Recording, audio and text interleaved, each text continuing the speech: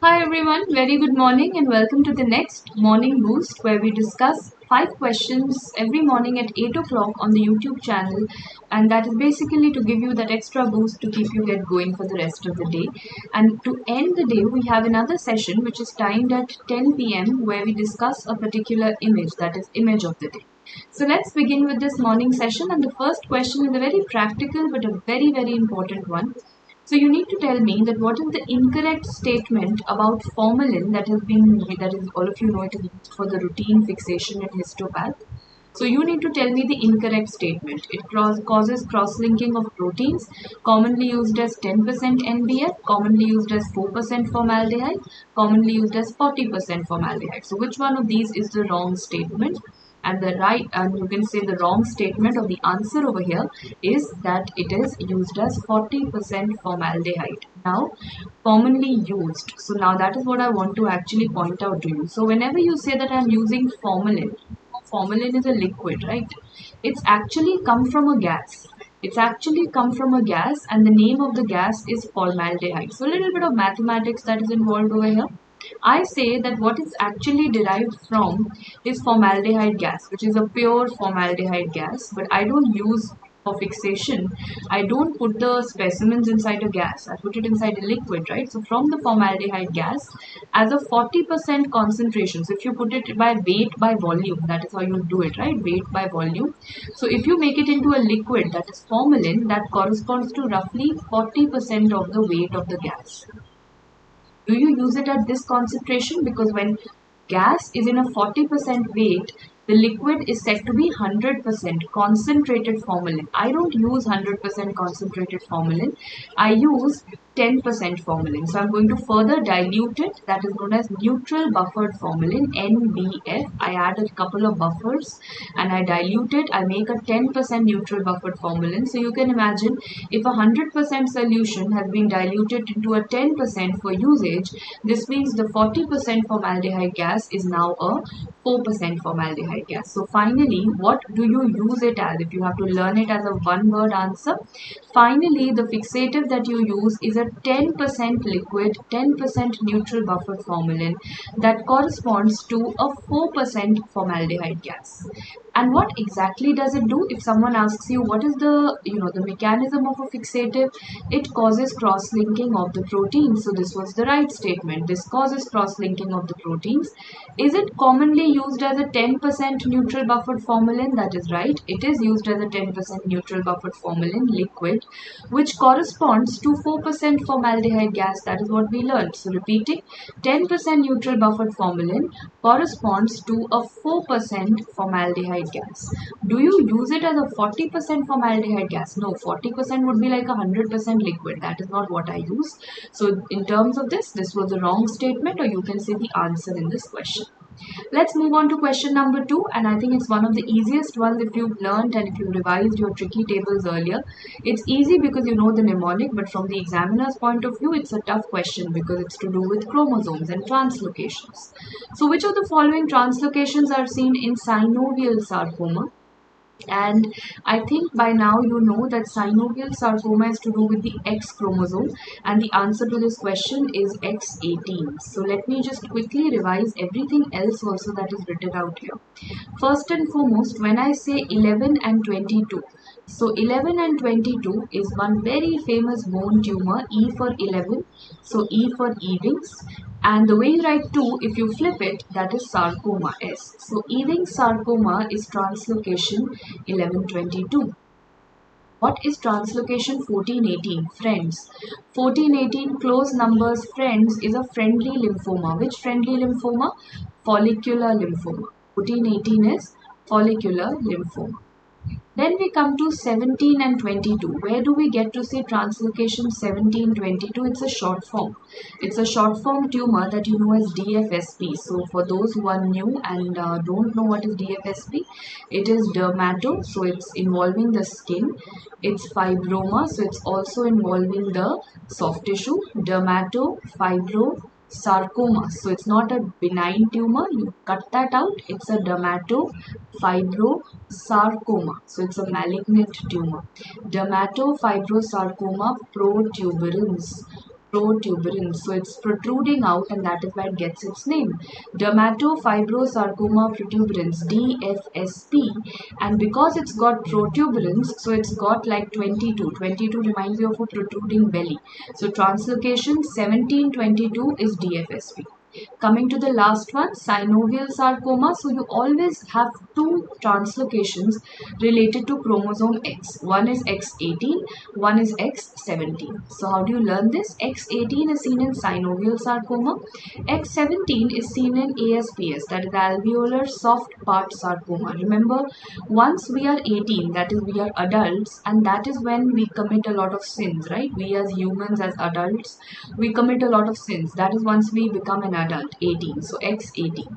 Whereas when we are not 18, when we are just one step away, we are 17 years old, we are not adults, we have not committed sins, we are very soft hearted, kind, nice people. So alveolar soft part sarcoma. Remember, X18 sins synovial sarcoma, X17 alveolar soft part sarcoma. So this question was an easy one. They asked you the translocation for the sins, that is the synovial sarcoma, X18. Guys, let's move on to question number 3. It's a mixture of path and surgery. I think you'll be able to get it. There's a 36-year-old woman who presents with an erythematous painful subareolar mass. It's something to do with the breast. The patient undergoes incision and drainage, and the specimen is sent to pathology. I hope you know by now in which solution is the specimen sent to pathology. Coming back to your question number 1, the solution in which it is sent to pathology is neutral buffered formalin, 10% neutral buffered formalin. So I think by now you are clear with that. In that specimen, you saw foci of squamous epithelium that is seen in the lactiferous duct. Now you say lactiferous duct is supposed to have its own cuboidal columnar lining. Why am I seeing this foci of squamous epithelium over here? Suddenly, why has that happened? So then we read further. It is noted from the clinical history that the patient is a smoker and has had recurrent such abscesses which have been treated by incision and drainage and antibiotics in the past. So what is your best diagnosis? So when I start reading the options, first and foremost, I'm just seeing some normal benign epithelium. I should not think of cancer. I shouldn't think of invasive ductal carcinoma. I should not think of inflammatory breast cancer. See, clinically, it was erythematous, it was painful, it was giving me those inflammatory signs. So, the closest breast cancer that you can think of is inflammatory, but not over here. Coming to the next, could it be an abscess? Could it be a granulomatous mastitis? Or could it be SMOLD? So guys, over here, there are two things which are characteristic. First, the lining of the lactiferous duct has changed into squamous epithelium. Can I say one epithelium has changed into another epithelium? What is that concept known as? When one epithelium changes into another epithelium, it is known as metaplasia. So a metaplasia has happened over here, and this is a chronic smoker. Actually, the answer to this question is SMOLD. What is SMOLD or SMLD? It stands for squamous metaplasia of the lactiferous ducts. That is exactly what was happening over here. Squamous metaplasia of the lactiferous ducts, SMOLD, is also known as the Zuska's disease. That is its fancy name.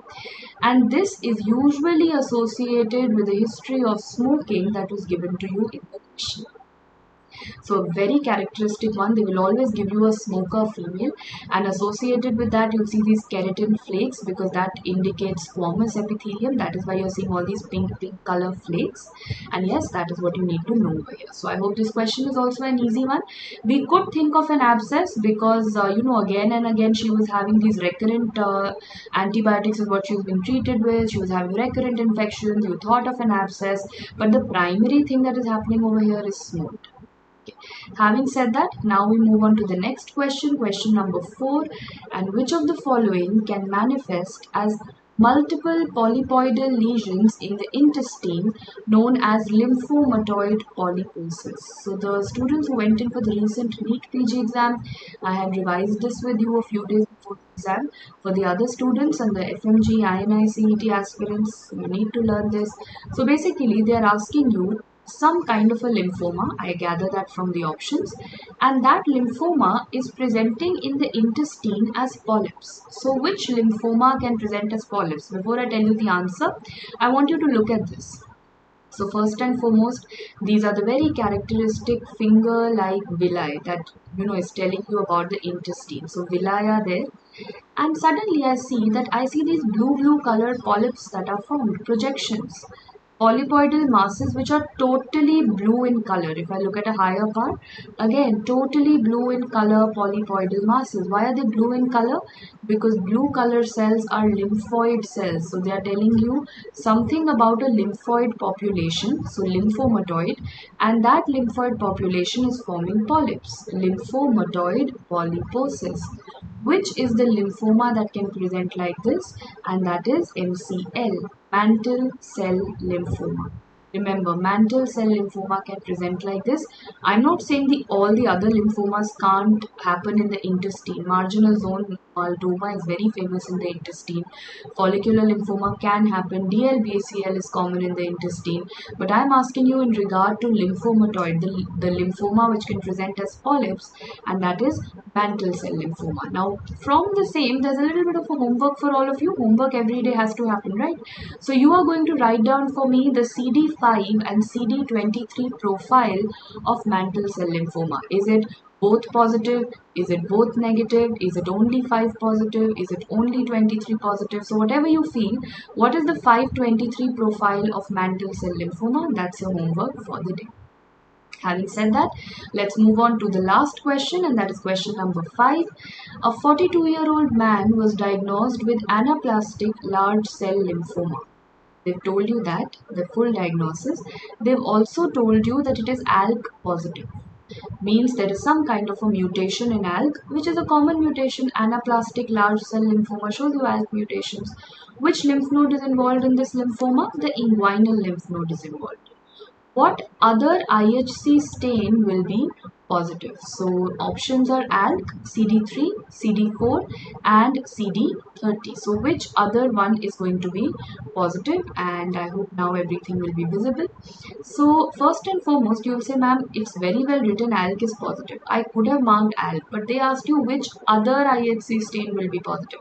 ALK is what they've told me, so that is not the answer. That is kind of understood. What other thing? So you will first and foremost say, maybe this is a multiple option question, so you need to read a little carefully. Anaplastic large cell lymphoma is what kind of a lymphoma? Is it a B cell lymphoma or a T cell lymphoma? So that sorts the first question. It is a TNHL. TNHLs will have the T cell markers, yes, but it is anaplastic large cell lymphoma. ALK mutation will be seen, so ALK is also going to be positive. But a CD marker, which is very characteristically positive over here, is CD30. If you had to select like the one best answer, CD30 is what you are going to go in for. Very important. So why not first, if I ask you what are the kind of cells that you see in anaplastic large cell lymphoma, you see two types of cells: donut cell, hallmark cell. How do they look like? So donut cell, as the name suggests, it's going to look like a donut. The nucleus looks like a donut. And if you come to a hallmark cell, if I have to draw a hallmark cell, the hallmark cell is probably going to look like this. The nucleus, you can see it's looking like a kidney, a bean. So the nucleus is kind of indented. If you look over here, this nucleus is indented. The nucleus is indented. So these are known as hallmark cells. So please remember, the anaplastic large cell lymphoma is going to show you, number one, the presence of donut cells, and number two, it is going to show you the presence of hallmark cells. Now that we are revising the donut, why not that I ask you that where do you see the donut granuloma, if that is a question that comes up in your exam. So where do you see a granuloma that looks like a donut? So it's very simple. There are two reasons that you need to tell me for it. A donut granuloma is first seen in a drug, and second, it is seen with some infection. So for the infection, it's simple. If this is a donut, for the infection, you just make a Q out of it. So that is what is known as Q fever, Coxiella infection, Q fever. And the other one that you need to know is allopurinol. Now that's an AIMS 2011 question. Allopurinol shows you a donut granuloma, and Q fever also shows you a donut granuloma. And where do you see a donut cell? It is seen in anaplastic large cell lymphoma. Coming back to what my answer was. My answer was CD30. So why not revise all the things which are CD30 positive in pathology? So first and foremost, I've told you anaplastic large cell lymphoma, so that remains. In the first row, I've written all the lymphomas. So if I broadly ask you, how many lymphomas do you know of? You will say, ma'am, I know of Hodgkin's lymphoma. I know of non-Hodgkin's lymphoma. So does Hodgkin's lymphoma show you CD30 positivity? Yes. The very famous Reed-Sternberg cell, those owli, they very well show me CD30 positivity. This Reed-Sternberg cell, owli, shows me CD30 positivity. At the same time, does any NHL show you? Perfect. Anaplastic large cell lymphoma and primary effusion lymphoma also shows me CD30 positivity. And which is the carcinoma in the testes which shows me CD30 positivity? Embryonal carcinoma. So remember 3 lymphomas and 1 carcinoma. With which, guys, we are done with today's session. A quick recap for all of those who are new. This is the access to the Plus subscription on the Unacademy platform, which gives you access to a 25k question bank. Not only that, but all the live and recorded classes and now also printed notes. Also on the Unacademy app, we have a raise a hand feature and where you can actually talk to the educator. So it's like a two-way class.